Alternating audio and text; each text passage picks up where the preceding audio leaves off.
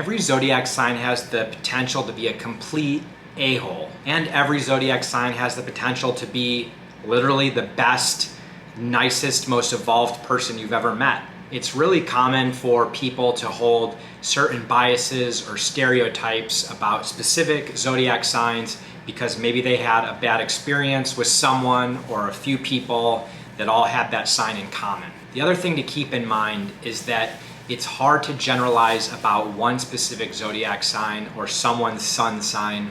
Sun sign astrology, trying to extrapolate certain personality traits and characteristics purely based on what zodiac sign someone's sun is in is extremely limiting. Everyone's astrological natal chart is extremely unique, filled with almost an infinite amount of nuance, and to really even begin to understand the individual characteristics of each person, at least through an astrological lens, we could spend days, years, months picking apart that natal chart. There's also a lot to be said for a person's individual level of maturity. An astrological natal chart really just kind of gives someone a game board and some game pieces, right? But there's always going to be something intangible, something that we can't quite put our finger on, that's responsible for, how that individual plays all of that out, what kind of path they end up taking, how they deal with those game pieces, how they deal with that game board. There's always going to be an element of free will, and that's very consistent with the study of astrology. So that's why making generalized sort of personality interpretations purely based on a sun sign or zodiac sign is going to be inherently limited. But I did want to make this video because I wanted to highlight that each zodiac sign, the themes that are associated with each one, the range of meanings associated with the archetype of a zodiac sign, there's always a vibrational range of how that energy is expressed, right? And there's high vibration or evolved expression of that zodiac sign's energy, and there's low vibration and toxic expressions of that sign's energy. A lot of times people make certain assumptions about zodiac signs because they've happened to meet like 3 very low vibration Scorpios, but they met a couple very high vibration evolved Taurus people. So they assume that Taurus is just a better zodiac sign. But believe me, like the toxic Taurian people in this world, they suck just as bad, just in a different way. So in this video, I'm gonna go through all the zodiac signs and just briefly describe what a high vibe expression of that sign's energy looks like and what a low vibe expression of that sign's energy looks like. And I think this is gonna be fun. So let's start with Aries. Aries is ruled by the planet Mars.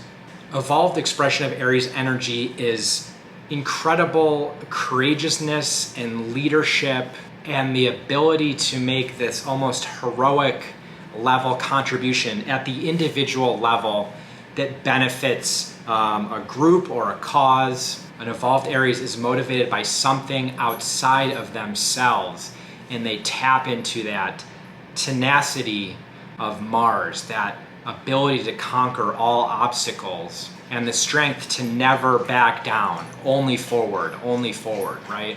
So you think about some of these incredible leaders in history that literally put themselves in harm's way, to benefit something that was truly important and just. An evolved Aries takes some of the qualities of its opposite sign, Libra. This is the warrior on the battlefield facing like an endless army of metaphorical opposition, right? And they're wielding their sword and they're running straight for what's going to meet them. And it's terrifying, but they are not afraid. And somehow they find a way to conquer it. A low vibe or a toxic Aries is just entrenched in ego and self-centered concerns, right? They use their will and their power and that Mars energy for self-preservation, for complete devotion and commitment to what it is they want and what they desire. And they view the world entirely through the lens of me. How does it affect me? A toxic Aries will take everything they receive. They will take something they're told, or they will take feelings that someone else expresses to them. Intense, hard, vulnerable feelings. And Aries will not be able to receive them outside of the lens of themselves. And so in some of life's most kind of volatile, vulnerable moments, they make it about them, right? You could picture like someone going to their Aries, their toxic Aries friend, and like really expressing how something that Aries sun did upset them.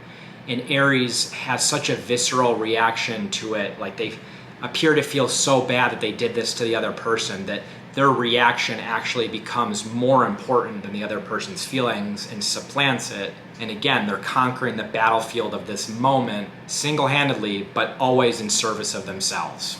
All right, up next we have Taurus. A high vibration evolved Taurus has developed the ability to combine their superhuman ability to singularly focus on one goal, to manifest what they envision at all costs, and to never be deterred from their path, with an ability to sometimes admit that they are wrong, or that they need to change paths, or that sometimes other people may know of a better path. All Taurians harden themselves and they orient themselves very rigidly around what it is they value and what it is that they desire.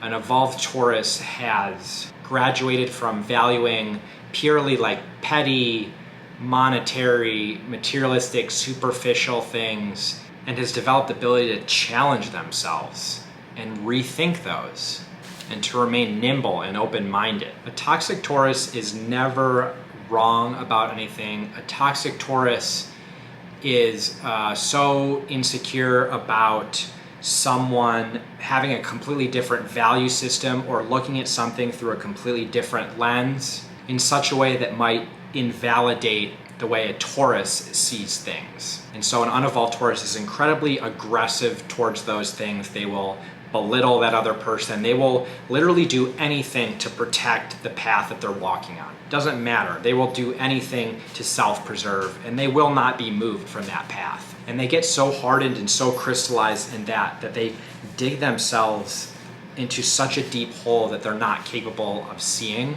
And by the time they really see how bad things have gotten and how far they've walked in a bad direction, or how many walls they've put up between them and other people, they're already like very deep in the hole, and they're not typically relying on some like very bad or poor coping mechanisms, whether that's food, substances, like toxic ideologies. Taurus people at this point can become so alienated from community and society that they get to be in a really bad place. Number 3, we have Gemini.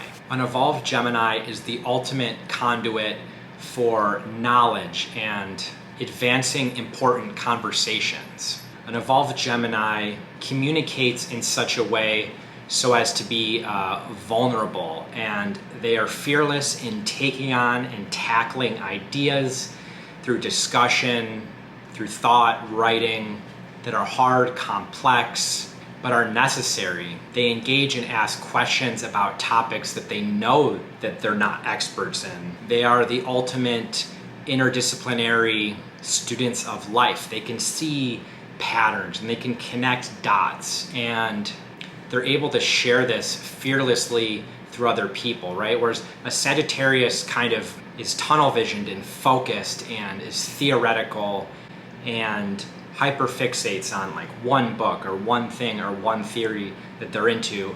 Gemini kind of acquires the knowledge through living it and being an example and being the guinea pig, which sucks. But an evolved Gemini isn't worried about looking silly. They're not scared to look stupid. They don't think that not knowing something is a bad thing. They're not insecure.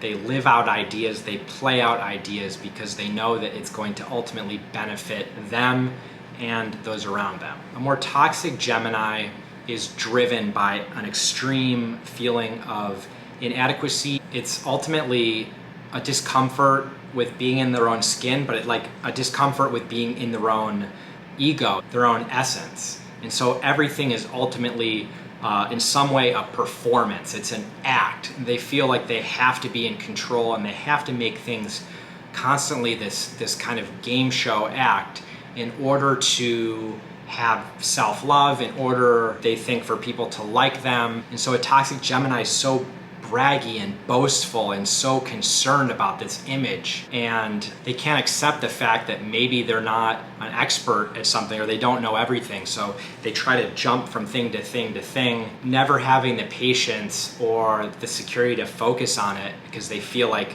they're missing out on something else. They never quite grasp anything, but they present to the world that they're experts in everything. Just like with external ideas, they jump from idea to idea they have about themselves. So it's very hard for them to be consistent, because in those uncomfortable moments, in those moments of existential uncertainty, it's very hard with them to stay present with it. They jump into different forms of being the person they are. And so that's why people accuse them of appearing to be kind of two-faced or bipolar, even though it's probably not a great word to use. There's not a lot of communication between those different modes of being, and so it's just such an abrupt change, and it's like kind of like what the hell for people around them. It's like fractures other people's realities because there's not enough consistency. Last sign we'll do for this video is Cancer. Evolved Cancer energy is like the embodiment of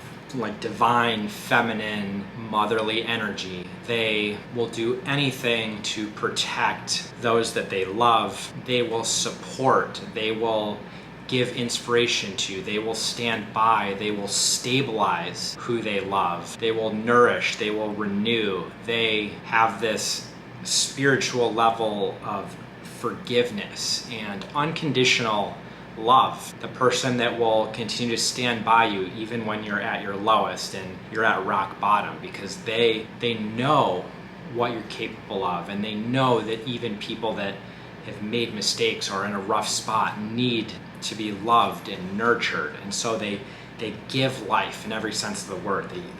They want to give life, not just in the traditional way, but also just give spiritual life. They help birth spiritual life in other people and in the world. Enduring, compassionate presence. Toxic Cancers, on the other hand, are also enduring, but they tend to hang on to things purely out of fear of rejection or abandonment, and their love is not unconditional. Their love is manipulative. It's fearful. It's negative. It's manipulating people emotionally so they feel guilty or they feel like they can't go off and do things. It's not like, let me know when you're coming back. You know, I'll be here. I'll be waiting. I'll be here to still care for you. It's, why are you going? You always leave me. You always do this. You're gonna leave me.